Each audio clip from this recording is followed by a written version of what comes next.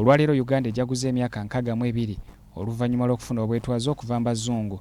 Emikolo gya Meefuga giyindidde mu disitulikiti y'e Busia era gyetabiddwako abantu okuva mu bitundu by'eggwanga ebyenjawulo. Newankubadde ng'eggwanga lijaguza Meefuga ag'omulundi guno bo bannakibiina kya FDC ekiwayi ky'e Katonga bakubye ebituli mu nteekateeka ez'okujaguza Meefuga g'eggwanga.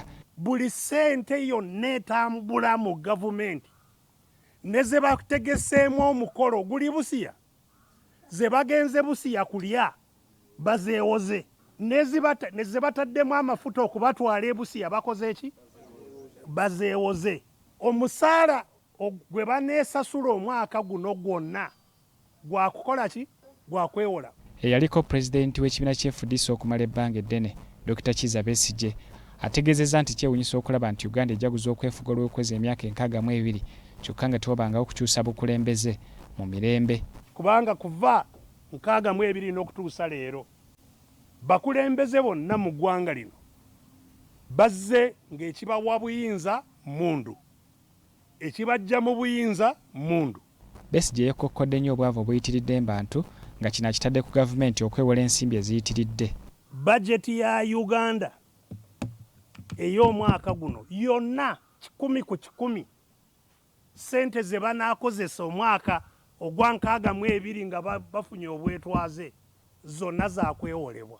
We tutuukidde wano olwaleero nga debt crisis gye tulimu bbanja libakibanja ya butabalika 97 naye ng'obutabalika obw'97 essente ezo zigenze nnyo mu nsawo z'abantu kinoomu abali mu gavumenti. Besigye ategeezezza nti ensonga zonna ezabatwala mu nsiko okulwanirira enkyukakyuka mu ggwanga gamba ng'okulwanirira eddembe ly'obuntu, okuteekawo obuyinza obukulaakulanya abantu, gavumenti yabivaako dda nga kati abali mu gavumenti buli omu akola ebyo ebimuyamba ng'omuntu n'abo abamuli ku lusegere. Nga bye twalwanirira okusooka byali bintu bisatu: okuddamu okufuna emirembe ng'abanansi, mirembe gy'okwerowolereza, mirembe gy'okwogera, mirembe gy'okukola bye twagala. Ekyokubiri twalwana tweddiza eggwanga tufune obuyinza.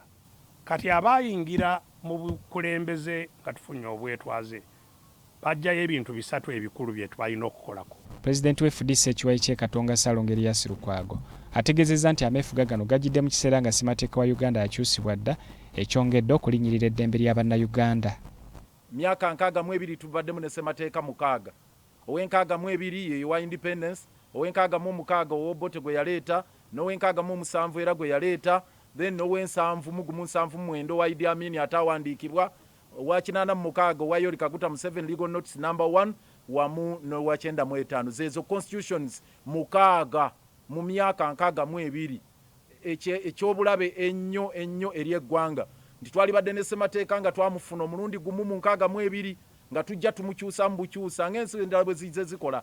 Ebikujjuko eby'okujaguza ameefuga ga Uganda ag'omulundi ogw'62 bijjidde mu kiseera ng'eggwanga likyalina okusomooza mu ngeri ez'enjawulo gamba ng'obwavu obuyitiridde mbantu naddala mu kitundu eky'Ekkalamojja, ensonga z'ebbula ly'emirimu naddala mbavubuka ssaako n'obulyake obufumbekedde mu bitongole bya gavumenti.